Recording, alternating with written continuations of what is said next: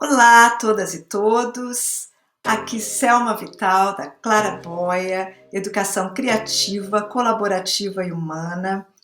Bem-vindos de volta, se vocês estiverem aqui pela segunda vez, e bem-vindos aos que estão chegando agora. Se você chegou agora, eu sugiro que você veja a aula número 1. A primeira aula aconteceu na semana passada e está disponível. Então, seria interessante que você visse antes de ver essa aqui. Na verdade, eu acho que é bom a gente até fazer um balanço do que a gente viu na semana passada, mesmo para quem estava aqui, não é mesmo? Então, vamos pensar aqui. O que vimos na semana passada? Eu pensei em dividir o nosso tema da semana passada, em retrospectiva, em 4 temas. São eles a definição, né, quando eu disse o que seria esse refletir, seria um pensar ativo e cuidadoso, né, um pensar com mais atenção a determinados detalhes, e uma atividade regular, uma atividade que você deve incorporar sempre que possível à rotina da sua escola, da sua instituição e também da sua prática em geral, né? Um mecanismo de transformação e mudança, porque a partir da reflexão, se a reflexão terminar em si mesma, ela perde o sentido, ela passa a ser só um pensamento banal, né? Então ela deve levar a algum tipo de mudança e melhoria, aperfeiçoamento profissional sobretudo. E por fim, a construção de uma teoria com base na praxis. Eu creio que nós falamos sobre isso, né? A gente chegou a conversar sobre a importância de não ter uma prática vazia, que é tão ruim quanto ter uma teoria oca, né? É o mesmo, eu acho que não o mesmo, mas são problemas, ambas são problemas, né? E hoje, o que a gente vai falar hoje? Hoje nós vamos categorizar um pouco mais essa história, né? Porque eu pedi, o desafio que eu passei para vocês na aula passada, era sobre pensarem em questões, pontos que vocês gostariam de observar nas próprias aulas ou nas de seus colegas, as pessoas sobre quem você vai analisar, as pessoas que serão analisadas. Então, eu diria que é consenso que as pessoas, eu acho que todos os teóricos, cada um tem a sua categorização, mas eu diria que é consenso as pessoas dividirem a reflexão em 2 áreas, que seria a autorreflexão e a reflexão de pares, o que parece uma divisão bem intuitiva, né? Então, a autorreflexão, obviamente, é a análise da sua própria atuação em busca de soluções. Pode ser busca de soluções para problemas pontuais, alguma coisa que você está percebendo que não está funcionando, que você gostaria de melhorar, e também pode ser uma coisa mais geral, só buscando como meta geral o aperfeiçoamento profissional, né? E o mesmo objetivo pode ser aplicado quando você colabora com colegas de mesma disciplina ou coordenadores pedagógicos. Vocês podem ter estabelecido uma lista de coisas que querem observar, como nós falamos, né? Então você tem já a sua lista. Vocês têm um problema pontual urgente, por exemplo, então podem focar nisso, ou podem ter um calendário anual em que vocês escolheriam que áreas do trabalho deveria ser analisada, deveria receber mais atenção, né? Isso é só de forma bem geral, mas em ambos os casos é fundamental que se inclua a participação de quem aprende, né? Então, para não ficar nessa mesma história de que o ensino tem um peso e o aprendizado, que é a coisa mais importante, acabe ficando meio diluído. Então, é bem legal que isso seja uma coisa democrática, no sentido de trazer a avaliação. O que é que os alunos estão pensando? O que eles estão sentindo, né, com relação a esses mesmos problemas? Se você ainda não tem um sistema de avaliação em que o aluno possa ter a sua voz ouvida, essa é uma grande oportunidade para começar, né? Eu acho que, entre outras coisas, eu espero que sirva para isso. Então, dentro dessas 2 categorizações bem gerais, há várias outras. E eu vou falar sobre pelo menos uma delas a seguir. Então, para um teórico, Ele não é um teórico do Reflective Teaching em si, ele é especializado em inglês como segunda língua, trabalha com currículo, mas ele tem uma ideia bem interessante aí sobre os componentes-chave do conhecimento para quem ensina. Então, seriam esses componentes que a gente poderia usar, por exemplo, na nossa análise, né, como para orientar, eu diria, para orientar a nossa reflexão. Então, ele fala do componente didático, de conteúdo, contexto, pedagógico, pessoal e reflexivo.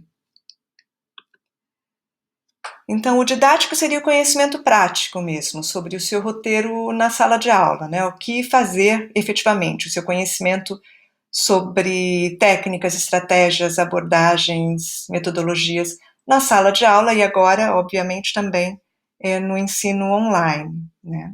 Esse seria o primeiro.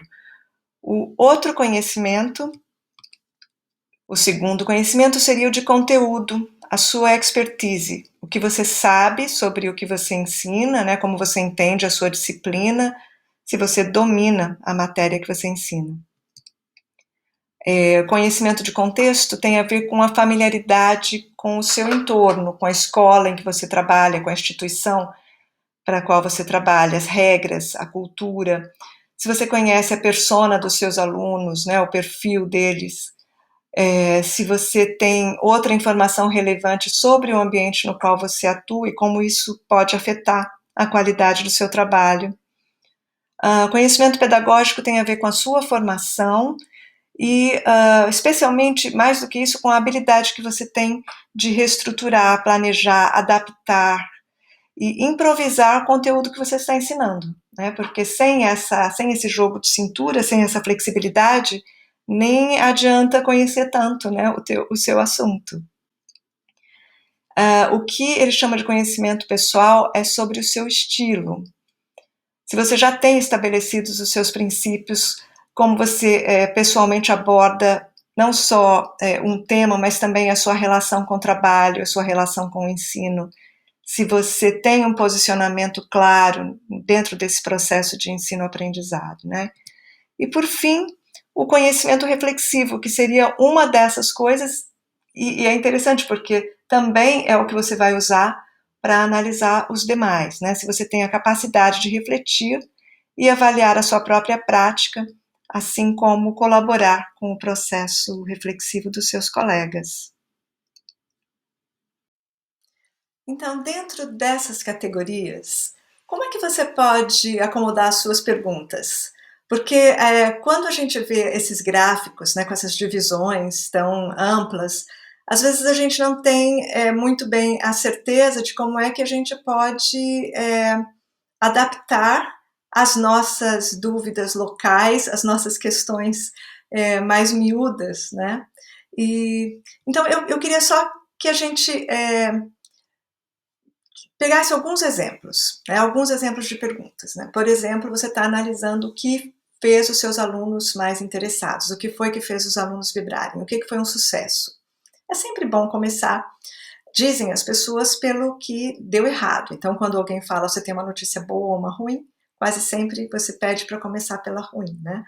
Mas, então você pode inverter, se você preferir. Eu aqui prefiro começar com o que funcionou. Então, a ordem, obviamente, é pessoal. O que fez os seus alunos mais interessados? Então, você vai, dentro de determinada atividade, ver o que funcionou. Você colocaria isso dentro de que categoria? Isso é didática? Isso é pedagogia? Né? Então, a didática, sim, porque você pode notar, por exemplo, que uma atividade foi bem recebida, né, dentro daquele tópico, fez com que os alunos se interessassem.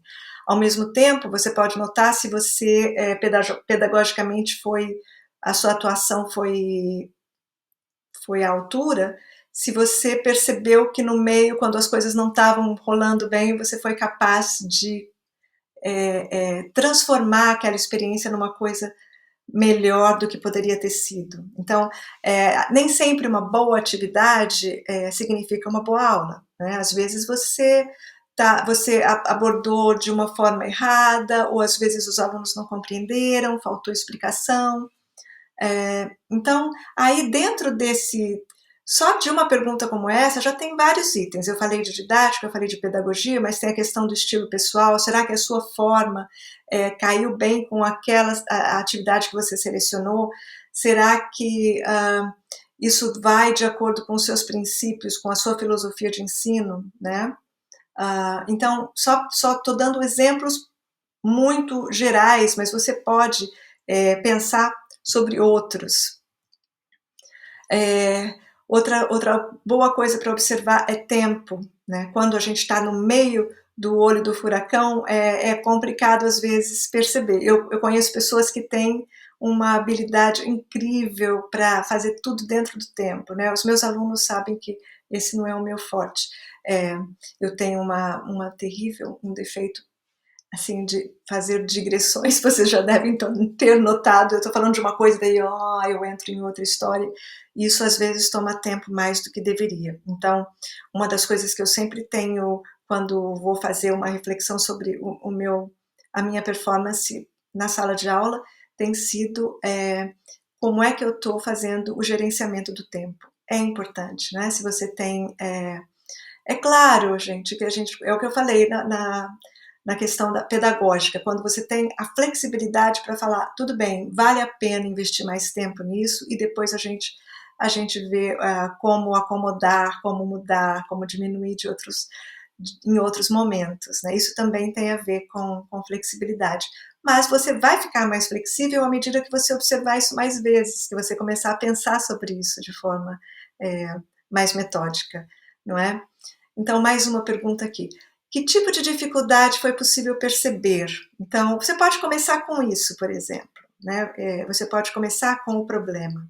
E esse problema, de novo, pode estar relacionado com a seleção da atividade. De repente, você selecionou uma coisa para a qual você não estava preparado, né? Tem gente que adora falar, olha, eu estou tão por dentro de todas as metodologias mais bacanas, e na verdade nem está pronta não está ainda, não se sente confortável, né? Então pode ter sido a seleção da atividade, pode ter sido o nível do conteúdo, daí sim entraria no conhecimento de conteúdo, né? Você jogou coisas demais, não foi sensível, né? Na forma como você passou essa informação, ou na forma como você fez os alunos se envolverem. Então, se você, olha, é só um pouquinho que a gente pare, a gente começa a ver dentro daquelas categorias, você consegue ver várias perguntas que seriam as perguntas rotineiras que nós teríamos, né? Essa é só uma delas. Essa é muito importante, especialmente para gente como eu, que fala muito. Imagine dando um curso de línguas e eu me pego falando, e quem tem de falar são os alunos, né? Então, óbvio que há aulas que são informativas, você tem que passar uma série de informações, mas se você observa que isso aconteceu, da próxima vez você vai tentar trazer essa informação de uma forma que, por exemplo, um questionário, um jogo, em que ao final os alunos vão ter a informação, mas eles vão ter participado, eles vão ter construído essa dinâmica. Então, quase tudo, é muito pouco realmente o que se pode justificar, né? Às vezes eu tento justificar, mas é difícil, porque há formas da gente tentar dar a voz cada vez mais para os alunos, e não só nas aulas de língua, né? Com certeza.